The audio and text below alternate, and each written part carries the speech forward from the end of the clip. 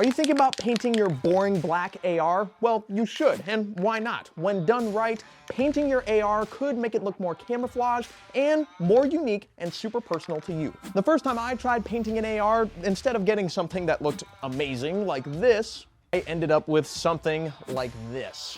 Let's just say there's a right way and a very wrong way to paint an AR, so I wanted to learn and then show you the right way so that you can avoid the part where your gun ends up like this too. My name's CJ, and I decided to try my luck at painting an AR. And guys, I was nervous too, just like you, but this time I did my research and talked to one of my buddies who's an expert in automotive painting and also home cerakoting to learn how to paint an AR the right way so that I could help you guys avoid the common mistakes people rush into by walking you through the tools you need, the prep work, and even some painting techniques. Before we go outside and start hitting this sucker with some rattle cans, let's go ahead and talk about the most important step, which is the prep work. First, let's make sure we have all the tools that we need ahead of time, and the first one we're gonna need is some tape. And we're gonna go with some painter's tape here because it's going to be the easiest to work with so that it doesn't leave any residue on our gun when we go to peel it off. This tape is going to be used to tape off any critical areas like the glass on your optic, which we'll talk about later, or any interior or moving parts you might want to cover up. But again, we'll talk more about that when we get into the taping section of the video. The next tool is a knife of some kind, and the easiest one is going to be some kind of X-Acto knife. This will be used to cut small pieces of tape and help us with that precise taping we're going for. Up next is your rattle can spray paint, and you don't have to overthink this one, guys. It can be something as simple as Krylon or Rust-Oleum. For our build, I'm going with Krylon because it seems to be the fastest one to dry, and because it's what Hank's hardware store had right down the road. Brands don't really matter as much as the finish. What we're looking for here are flat matte colors. Matte is going to avoid the shine that comes with glossy paint. In the same theme of that camouflage, if that's what you're going for, you want to get colors that match your environment. These are usually tans, browns, and darker greens. This decision is largely going to depend on where you're located. Unless you're going for a unique look, I would avoid using anything with black as the primary color. It's pretty rare in nature and it won't really do a good job of blending into anything. Just a quick note on some other tools you might want to consider. Some brake cleaner is always nice for degreasing your entire gun, especially if you oiled it up recently, which you should be doing. We're also going to throw in some soap and water for a good old-fashioned wash down, some clean rags to wipe everything down with, and our secret weapon, some red Scotch-Brite pads, which we'll talk about a little later. Some wire in case we want to hang our gun for a more even spray and faster drying might be a good idea to have on hand, but you could also make these out of some old coat hangers you have lying around. Okay, so we got all the tools we need, and let's move on to prepping your rifle for paint. Something that few people mention with prepping your gun is that it's about 90% of the work, guys. If you do a good job prepping, the paint will adhere and last much longer and look way better in the long run. Now, there are some people out there who don't care about the paint adhering to their gun. They just want to get the paint on their gun as quickly as possible. And you know what, guys? That's perfectly fine. What I'm going to go over here is the by-the-book way of doing it. And if you guys don't like any of the steps I'm doing, you can skip some along the way if you think they're unnecessary. I won't get mad. Here's the critical point to remember, and we're going to talk about the surface of the gun really quick. Paint wants to mechanically adhere. That means it needs something to bite into. We're not aiming for a perfectly smooth or shiny surface. We want scratches, called etching as the pro painters call it, which we'll create in the next steps. But for now, the goal is to remove any oily or slick and shiny spots on the gun, which could indicate contaminants on the surface. The first thing we're going to do is fill a bucket with some soap and water and give your gun a good old-fashioned wipe down. You don't need to go crazy as it can be hard to completely dry all the nooks and crannies. Just wipe everything down with a dry rag and then apply some brake cleaner. This will help degrease the firearm and remove any lubricant so the paint can stick evenly and not chip or scratch once it's dried out. Once you wipe down the brake cleaner on your gun, blow it off with a little compressed air if you have access to it. And remember, guys, to actually wipe these parts down because you don't want to apply the brake cleaner and then just let it dry. This is a pretty common mistake, but you need to remove all the contaminants off your parts if you intend to paint it. So we talked a lot about cleaning, which is the first and crucial step, but now let's move on to the nitty-gritty of scuffing the surface. A lot of people skip this step because they want their paint to be a temporary part of their rifle, or they want it to scratch and kind of patina over time. But for our build, we want this paint job to be a little bit more permanent. Remember what we said about paint needing to mechanically adhere? Scuffing is about creating those tiny scratches or etching on the surface that the paint can physically grip onto. Without this step, your paint is more likely to chip or flake over time. Let me make this a little simpler and think about it like this. Imagine trying to put water on a perfectly smooth piece of glass. The water just beads up and runs off in a perfectly straight line, right? Now imagine putting water through a rough textured surface, kind of like concrete. The water wiggles through the little crevices and it doesn't move as easily. That's because there's more friction and more cracks for the water to pool into. The same goes for paint. So the goal with our etching is we're aiming to remove any shiny spots on the surface, which typically indicates a smooth, non-receptive surface. Instead, we need to create a surface with little tiny scratches, which creates a nice area for that paint to pool into, creating an even paint job. Red Scotch-Brite pads are excellent for scuffing.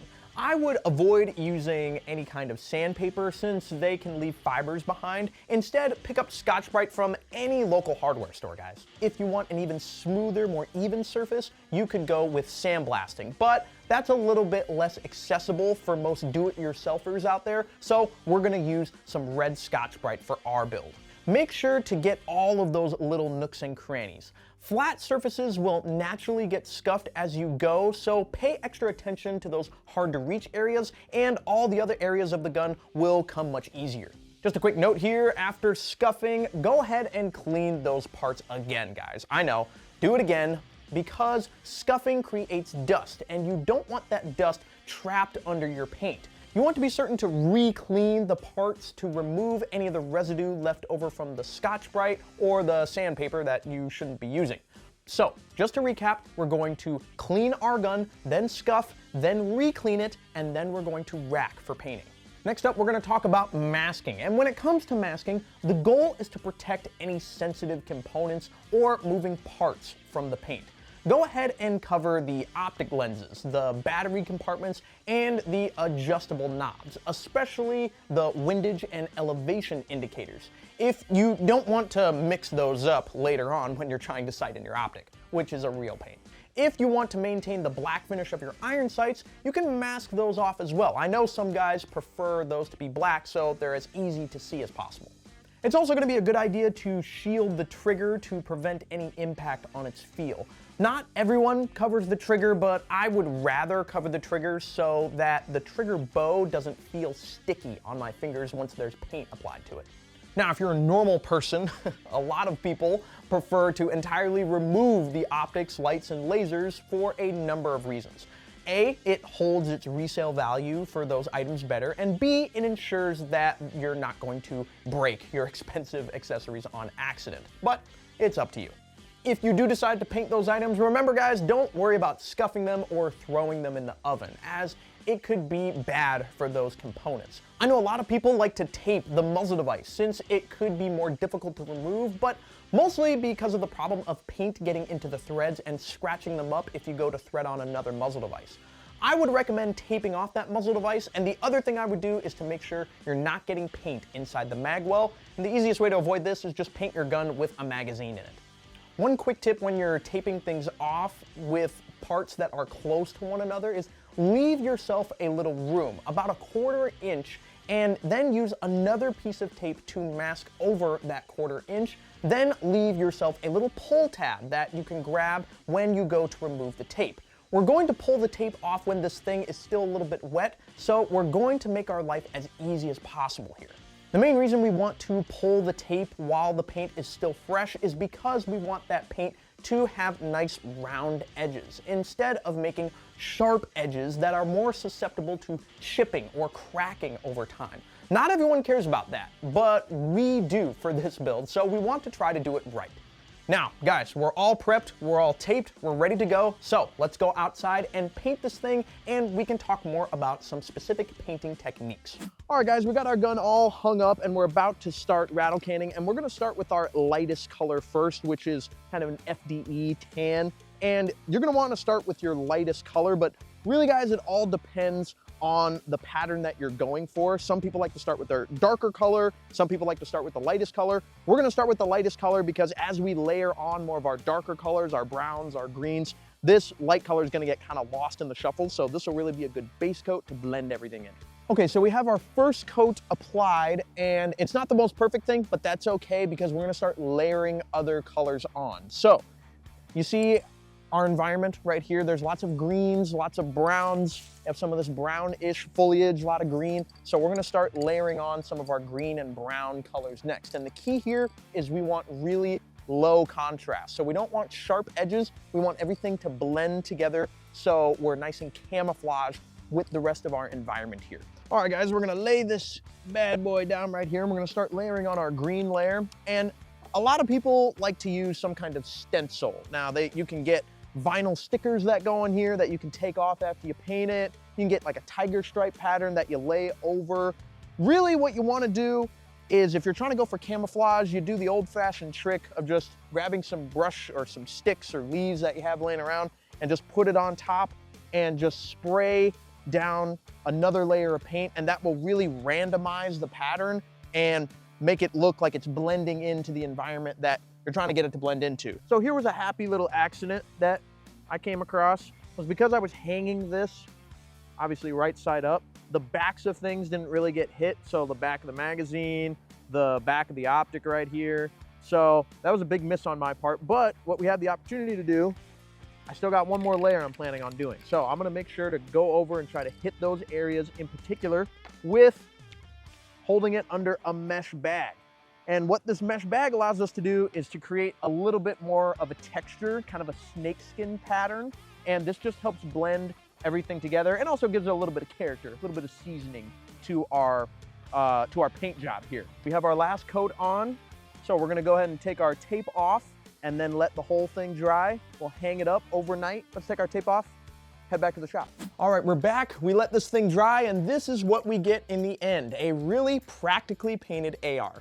Guys, what I learned from this was if you plan on painting your AR with some rattle cans, prep is super important, as we know. Doing this on a windy day, though, is probably not the move because the paint gets really annoying to control. At the end of the day, guys, painting a gun is super fun and it's an art form, so have fun with it. Let your inner artist shine. Another thing you could have fun with is shooting this or another one of your guns, and if you want to find out why you keep missing your target, it might be because of your red dot, or it might be because of your bad eyes.